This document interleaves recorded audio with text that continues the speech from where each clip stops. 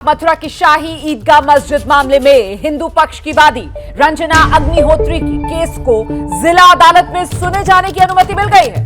देखिए, सितंबर 2020 में यह दावा किया गया था कि वर्ष 1969 में श्री कृष्ण जन्मस्थान सेवा समिति एवं शाही ईदगाह इंतजामिया कमेटी के बीच जो समझौता हुआ वो पूरी तरीके से अवैध था। इसी को लेकर रंजना अग्निहोत्री ने अदालत का दरवाजा खटखटाया था। हम सीधे आपको लेकर चलते हैं, मेरे साथ मेरे सहयोगी रविकांत इस वक्त मौजूद हैं और जानते हैं रविकांत से कि ये तो हिंदू पक्ष के लिए एक बड़ी कामयाबी, जिस तरीके से ये याचिका सुनवाई के लिए मंजूर कर ली गई है। रविकांत, रोमाना, हिंदू पक्ष के लिए बहुत बड़ी कामयाबी है क्योंकि ये माना जा रहा था कि अगर ये सुनवाई अलाउ कर दी जाती है, यानी रिवीजन अलाउ करा दिया जाता है, तो अब आगे की सुनवाई होगी जिसमें जो हिंदू पक्ष है उसके सबूत आदि दिखाने के लिए मौका मिलेगा हिंदू पक्ष को और ये मामला आगे बढ़ सकेगा। हमारे साथ ब्रजेश कुमार हैं, Ranjana Agnihotri and other case के वकील हैं यहाँ पर। सबसे पहले आपसे जानना चाहेंगे कि अदालत ने आज क्या कहा। अदालत के द्वारा हमारे द्वारा एक रिवीजन लोअर कोर्ट के द्वारा हमारे दावे को मेंटेनेबल नहीं मानते हुए खारिज कर दिया गया था। उसके अगेंस्ट में हमारे द्वारा अपील फाइल की गई थी। बाद में ये कहा गया कि ये रिवाइजेबल है, तो उसको रिवीजन हमने पेश किया गया। हमारा रिवीजन आज स्वीकार हुआ और लोअर कोर्ट का निर्णय समाप्त हुआ और ये मुकदमा सिविल जज सीनियर डिवीजन में चलेगा। बेसिक केस क्या है आपका? बेसिक केस हमारा ये कि आपके द्वारा जो आक्रांताओं के द्वारा जो मस्जिद बनाई गई थी, जिस पर कि उन्होंने अतिक्रमण किया गया था, उसका कब्जा हमें प्राप्त करने के लिए हमारे द्वारा दावा दायर किया गया है। सर, जो आपकी अर्जी खारिज हुई थी, वो उसमें आपने बेसिक अर्जी में क्या कहा था? बेसिक अर्जी में हमने ये कहा गया था, ये गलत तौर से खारिज किया गया है हमारा दावा, और ये कहते कि साहब कि इस तरह से बहुत से भक्तगण आएंगे, इस तरह से दावा नहीं चल सकता, इस तरह से उन्होंने न्यायालय के द्वारा आदेश पारित किया गया था। लेकिन माननीय न्यायालय के द्वारा हमारे रिवीजन को स्वीकार किया है। मुकदमा हमारा चलेगा, हमारा मुकदमा लीडिंग केस होगा और सब चीज़ आगे की कार्रवाई शुरू अब सिविल जज सीनियर डिवीजन में चलेंगी। शाही ईदगाह मामले में क्या आपका पहला ऐसा केस है जो अब सुनवाई के लिए आगे बढ़ेगा? जी हाँ, हमारा पहला केस है जो कि सुनवाई के लिए आगे बढ़ेगा तरीके से। तो आपका जो केस है, क्या अब वो नजीर बन जाएगा? जो अन्य 11 केस कुल अब तक हैं, उन सब के लिए, उन सबको भी अब आसानी होगी? बिल्कुल नजीर बनेगा, क्योंकि हम इसमें जीत चुके हैं और डिसीजन हमारे फेवर में आ चुका है। क्योंकि ये हमें दावा दायर करने का अधिकार है। उन्होंने ये कहा था पहले दावा दायर करने का अधिकार नहीं है, हमने कहा हमें दावा दायर करने का अधिकार है। कोर्ट ने हमको दावा दायर का अधिकार माना गया है। लोअर कोर्ट का निर्णय गलत है। सर, शाही ईदगाह मामले में अब तक जो 11 केस दर्ज हुए हैं, उनको किस तरीके से फायदा होगा आपके इस केस? जो वहाँ पर जो दलील ली जा रही है कि ये नए जो सूट जो फाइल किए गए वो मेंटेनेबल नहीं है, वो इस आदेश के द्वारा मेंटेनेबल ही माने जाएंगे। सर, अब आपके केस में आगे क्या होना है? आगे हमारे केस में हम ये नया दावा इंस्टीट्यूट हो जाएगा और लीडिंग केस कहलाएगा। इसके बाद वो जो व्यक्ति हैं, दूसरे पार्टीज हैं, वो अपना जवाब दावा दाखिल करेंगे। वो जवाब दावा कहाँ दाखिल करेंगे? जिला जज में या सिविल जज? वो सिविल जज सीनियर डिवीजन में अपना जवाब दावा दाखिल करेंगे। आपका केस अब सिविल जज में के यहाँ कब सुना जाएगा?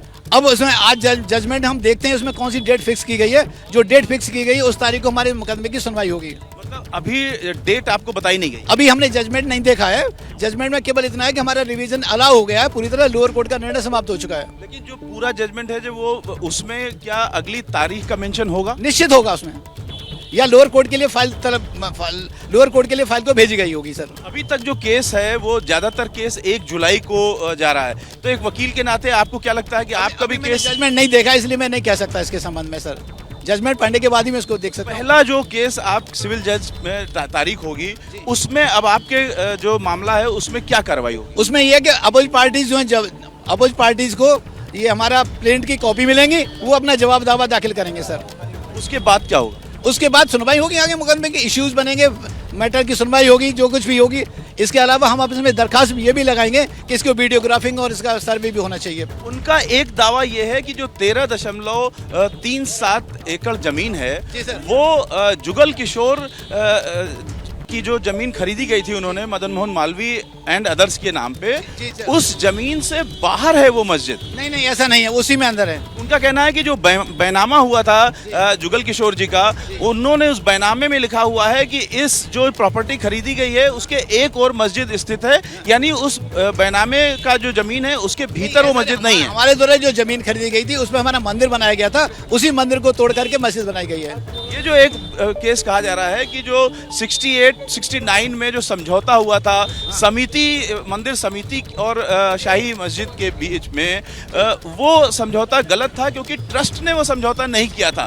तो उस समय ट्रस्ट ने क्यों नहीं ये सवाल उठाया? नहीं, उस समय नहीं उठाया होगा, लेकिन जब जैसे जानकारी हमें हुई है, हम तो इस दावे को कभी भी कर सकते हैं। जानकारी हमें हुई है, हमने दावा कर दिया गया। ये बताइए, जनता को समझ में आए कि उस समय जब समिति ने समझौता किया था शाही गलत मस्जिद तौर से समझौता किया, से, ठीक है, गलत तौर से उसको राइट नहीं था। आपका पक्ष है कि गलत तरीके से, लेकिन उस समय ट्रस्ट तो एग्जिस्ट करता था ना। अब इसके अलावा बहुत परिवर्तन हुए हैं, इस वजह से खाली आपसे एक वकील के नाते समझना चाहते हैं। अभी कोई कमेंट नहीं कर सकते इस पर। कमेंट मत करिए, लेकिन इस जो कोर्ट से बाहर की चीज है वो जनता को समझा दीजिए। अभी उसको अभी हम नहीं समझाएंगे, क्योंकि 51 में कोर्ट वो ट्रस्ट बन चुका था और 56 में जाकर के समिति बनी है। उसके संबंध में हम जितने भी हैं वो कोर्ट को समझाएंगे, अभी बाहर नहीं कह सकते कुछ भी। लेकिन जो ट्रस्ट है उसके लिए थोड़ी मुश्किल होगी अपनी स्थिति संभालने के लिए। अब जो कुछ हो गया उसको देखा जाएगा सर, पहले अभी कुछ नहीं कह सकते।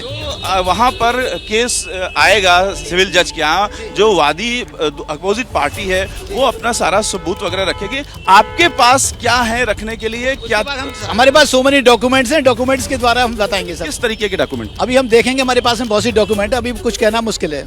तो रोमाना बताया, ब्रजेश जी हैं, इन्होंने बताया कि सिविल जज के यहाँ अब मुकदमा जाएगा, उसकी तारीख आज पता लग जाएगी और उसमें जो मुस्लिम पक्ष है, शाही ईदगाह मस्जिद का पक्ष है, वो पहले रखा जाएगा, क्योंकि उनको और आज के ऑर्डर की कॉपी दी जाएगी, बताया जाएगा कि ये फैसला हुआ है, उसके बाद उनका पक्ष सुना जाएगा, उसके बाद सुनवाई की जो तारीख है वो आएगी और उसके बाद दोनों पक्ष अपनी अपनी जो दलीलें हैं, जो सबूत हैं, वो रखे जाएंगे।